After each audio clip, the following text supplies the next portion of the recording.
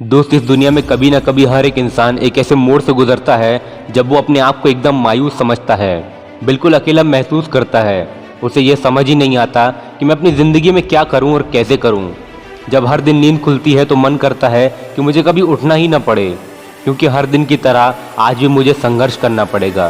स्थिति यहाँ तक पहुँच जाती है कि जिंदा रहने तक का मन भी नहीं करता। यदि तुम्हारा जीवन भी ऐसी ही मुश्किल सिचुएशन से घिरा है तो इस कहानी को ज़रूर सुनना। आयरलैंड का एक फोटोग्राफर जो अपनी ज़िंदगी का गुजारा फ़ोटोज़ खींचकर और बचे हुए टाइम में वेब डिज़ाइनिंग करके किया करता था, उसकी ज़िंदगी में कुछ खास मकसद नहीं था। वो तो सिर्फ अपनी एक नॉर्मल सी लाइफ गुजारने का सोचा करता था। वो सोचता कि मेरी भी एक छोटी सी फैमिली होगी, उसमें मेरी वाइफ होगी और मेरे बच्चे होंगे, उन्हीं के साथ मैं अपनी सारी ज़िंदगी खुशी खुशी गुजार लूँगा। लेकिन दोस्त, ये रियल लाइफ है, इसमें क्या और कब होता है उसे हम अपने हिसाब से नहीं सोच सकते। आगे इस इंसान की ज़िंदगी भी कुछ इसी तरह से कई मोड़ लेती है। ये बंदा अपने फ़ोटोग्राफी के शौक़ को अच्छे से पूरा करने के लिए ब्राज़ील चला जाता है, जहाँ ये अपने काम को बहुत अच्छे तरीके से कर रहा होता है। ब्राज़ील में ही इसकी मुलाकात वहाँ पर एक लड़की से होती है। वो लड़की इसे इतनी ज़्यादा पसंद आती है कि वो उससे वहीं पर शादी कर लेता है। और यहीं से इस बंदे की लाइफ का टर्निंग पॉइंट आ जाता है, क्योंकि ये इंसान जो अपनी सारी ज़िंदगी अपनी फैमिली के साथ गुजारने का सपना देखा करता था, उसकी मैरिड लाइफ सिर्फ 2 साल तक ही चल पाती है और 2 साल में ही उसका तलाक भी हो जाता है। जब उस इंसान का तलाक होता है तब उसकी उम्र 37 साल की होती है। उसको इस डाइवोर्स के कारण इतना ज़्यादा धक्का लगता है कि कुछ समय के लिए उसके सोचने समझने की शक्ति तक खत्म हो जाती है। वो बेरोज़गार भी हो जाता है। उसके पास इतने पैसे तक नहीं होते कि वो ब्राज़ील से वापस अपने देश आयरलैंड जा सके। वो बड़ी मुश्किल से छोटे मोटे काम करके अपने देश वापस जाने के लिए कुछ पैसे इकट्ठा करना शुरू कर देता है। बहुत मुश्किलों के बाद वो आखिरकार अपने देश में पहुंच ही जाता है। जब वो आयरलैंड पहुंचता है तब उसकी उम्र 40 साल हो चुकी होती है। उसकी मेंटल हेल्थ तक इतनी अच्छी नहीं होती कि वो बाहर जाकर कुछ काम कर सके। 40 साल की उम्र में वो एक दयनीय स्थिति काट रहा होता है।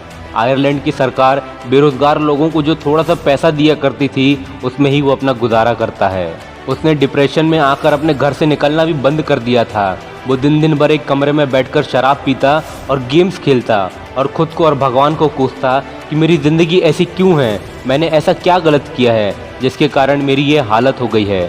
दोस्त, तुम ज़रा उसकी हालत सोचो, जहां हम इंडिया में 21 साल की उम्र में बेरोज़गार होने पर घर वालों के और समाज वालों के ताने सुनने लगते हैं, वहां वो आयरलैंड जैसे देश में 40 साल की उम्र में बेरोज़गार घूम रहा था। वो अपनी लाइफ ऐसे ही गुजारते वक्त ये देखता है कि उसका इंटरेस्ट अब गेमिंग में बढ़ने लगा है। वो गेम्स खेलते खेलते उसके फ्री मॉड्स भी बनाना शुरू कर देता है।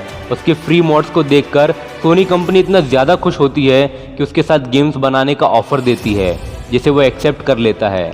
अब कुछ वक्त और गुजरता है, जिसके बाद साउथ कोरिया की गेमिंग कंपनी इसके साथ मिलकर एक गेम बनाने की तैयारी करती है। ये इंसान कंपनी को एक नया आइडिया देता है, जिससे कंपनी बहुत खुश होकर उसके साथ उस पर काम करती है। और जब वो गेम रिलीज़ होता है तो यकीन मानो मेरे दोस्त, वो गेम हमेशा हमेशा के लिए गेमिंग इंडस्ट्री को बदल देता है। वो गेमिंग इंडस्ट्री में रिलीज़ होते ही तहलका मचा देता है और कई सारे वर्ल्ड रिकॉर्ड बना देता है। वो गेम कोई और नहीं, पबजी है मेरे दोस्त। ये कहानी पबजी के निर्माता ब्रैंडन ग्रीन की है। ब्रैंडन ग्रीन जो एक समय भुखमरी झेल रहा था, जिसके पास कुछ चंद पैसे भी नहीं थे कि वो ठीक से खाना खा पाए और अपने देश की टिकट करवा सके, आज उनकी नेटवर्थ $5 बिलियन है और उनका गेम आज करोड़ों लोगों के द्वारा खेला जा रहा है। इस कहानी से हमें ये सीखने मिलता है कि चाहे हम अपनी ज़िंदगी में कितने भी मायूस क्यों ना हों, हमारी लाइफ में कितने भी प्रॉब्लम्स क्यों ना हों, या फिर चाहे डिप्रेशन के कारण हमारा मन किसी भी काम में क्यों ना लग रहा हो, ऐसी सिचुएशन में आपको अपनी लाइफ को एक बेहतर भविष्य देने की कोशिश करनी चाहिए और अपनी ख़राब सिचुएशन को यह सोचकर पीछे छोड़ देना चाहिए कि कोई मुश्किल मेरे इरादों से बड़ी नहीं है। तब देखना आप ज़रूर सफल होंगे। मेरे दोस्त, आज का वीडियो यहीं तक था। वीडियो अच्छा लगे तो लाइक कर देना, चैनल में नए हो तो सब्सक्राइब कर देना। आपका हर एक सब्सक्राइब मुझे मोटिवेशन देता है, जिससे मैं और अच्छे अच्छे वीडियोज़ बना सकूँ। Thanks for watching my friend.